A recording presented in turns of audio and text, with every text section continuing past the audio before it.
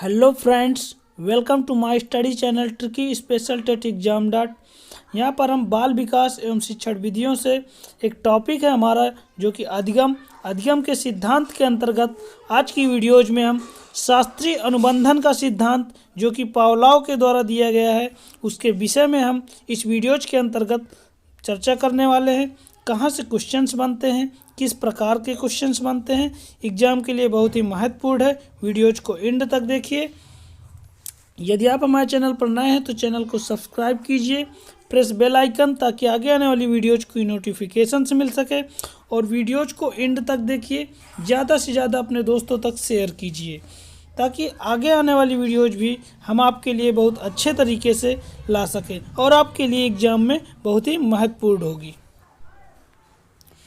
शास्त्रीय अनुबंधन का सिद्धांत।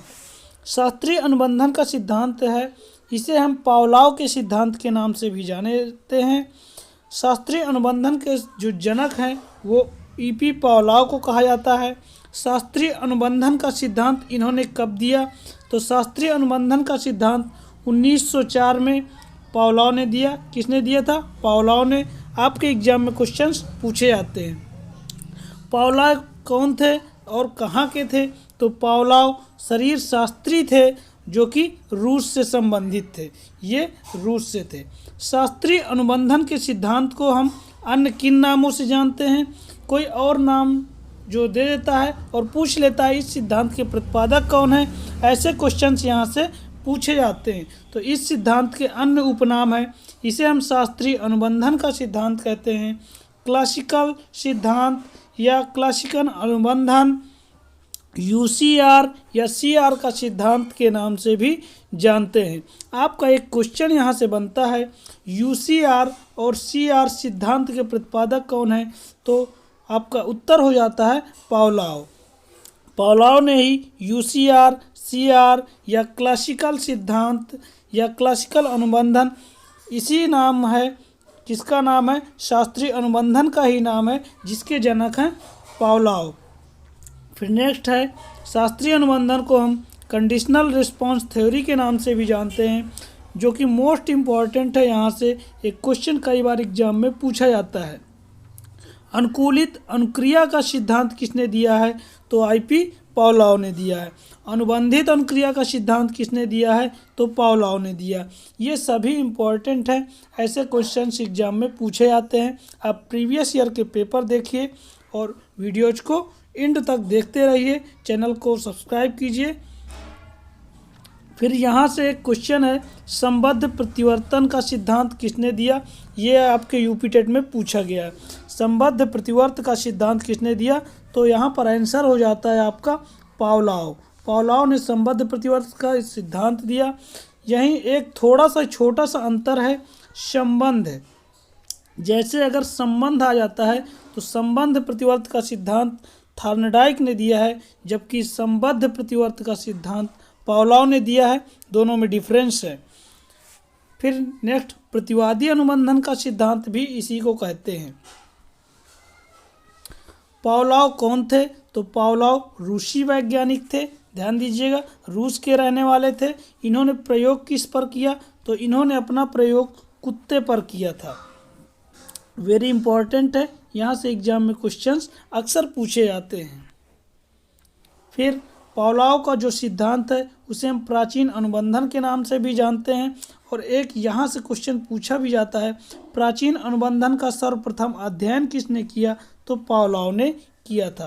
पावलोव ने अपने सिद्धांत में बताया कि अनुक्रिया और उद्दीपक से ही मिलकर हमारा अनुबंधन बनता है।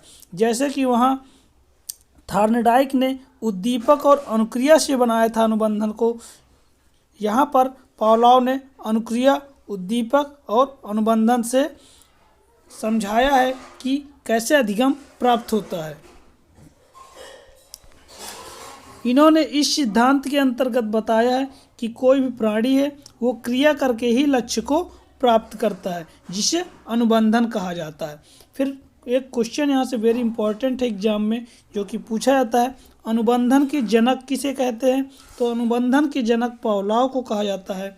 पावलोव का सिद्धांत कैसा सिद्धांत है? तो पावलोव का सिद्धांत इस प्रकार का सिद्धांत है। ध्यान दीजिएगा। थार्नडाइक का सिद्धांत है, थार्नडाइक का सिद्धांत SR है, थार्नडाइक का सिद्धांत SR है। स्किनर का सिद्धांत कैसा है, तो स्किनर का सिद्धांत R टाइप का है, और पावलोव का सिद्धांत कैसा है, तो S टाइप का है। तीनों में डिफरेंस है। फिर एक क्वेश्चन यहाँ से बहुत इम्पोर्टेंट पूछा जाता है कि पावलोव को नोबेल पुरस्कार कब मिला और किस लिए मिला। तो पावलोव को 1904 में नोबेल पुरस्कार मिला। किस लिए मिला था, तो पाचन क्रिया पर शोध करने के लिए इन्हें 1904 में नोबेल पुरस्कार दिया गया था। पावलोव ने कुत्ते की पिट्यूटरी ग्रंथि से लार को एकत्र किया था। एग्जाम में क्वेश्चन पूछा जाता है, पावलोव ने कुत्ते की कौन सी ग्रंथि से लार को एकत्रित किया था, तो आपका आंसर हो जाता है पिट्यूटरी ग्रंथि। पावलोव के प्रयोग में UCR और CR किससे संबंधित हैं, तो वह है लार से संबंधित हैं। पावलोव ने अपना प्रयोग किस पर किया था, तो पावलोव ने अपना प्रयोग कुत्ते पर किया था। आइए इनका प्रयोग देखते हैं। इन्होंने प्रयोग पर 2 स्टेप बनाए थे। पहला कि भोजन, इस स्टेप में भोजन स्वाभाविक उद्दीपक का कार्य करता है, जिसे हम UCR के नाम से जानते हैं।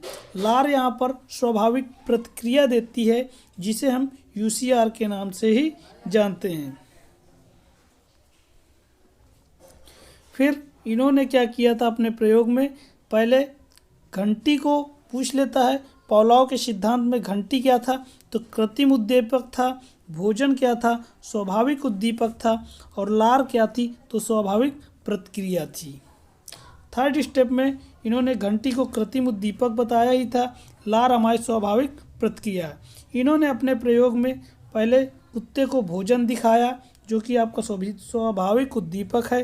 तो कुत्ता भोजन देखते ही अपने मुंह से लार निकाल देता था। फिर दूसरे स्टेप में इन्होंने क्या किया, जब कई बार ऐसे करने के बाद घंटी को दिखाया, भोजन के स्थान पर उन्होंने घंटी को दिखाया। फिर इसके थोड़ी देर बाद भोजन को दिखाया, तब इसके बाद लार निकला कुत्ते से। फिर यही प्रक्रिया कई बार करते रहे, पहले घंटी दिखाते, फिर भोजन रखते, तो कुत्ते के मुंह से लार निकल आता। फिर थर्ड स्टेप में उन्होंने क्या किया था कि भोजन को रखा ही नहीं, जैसे ही उन्होंने घंटी बजाई, यानी कृत्रिम उद्दीपक को उन्होंने रखा, घंटी बजाई, तो कुत्ते ने लार अपने मुंह से स्वाभाविक रूप से निकाल दिया। तो उन्होंने बताया कि उद्दीपन जो होता है प्रतिक्रिया के लिए बहुत ही महत्वपूर्ण है। यहाँ से क्वेश्चन पूछा जाता है, घंटी और भोजन के बीच का जो समय था वो कितना था, तो 2 से 4 सेकंड था। फिर समय की पाबंदी का ज्ञान किस सिद्धांत से होता है, तो समय की पाबंदी का ज्ञान अनुकूलित अनुक्रिया के सिद्धांत से होता है, जिसे पावलोव ने दिया। इस सिद्धांत पर पुनरावृत्ति पर अधिक जोर दिया गया है, बार बार क्रिया करने पर, जो कि थार्नडाइक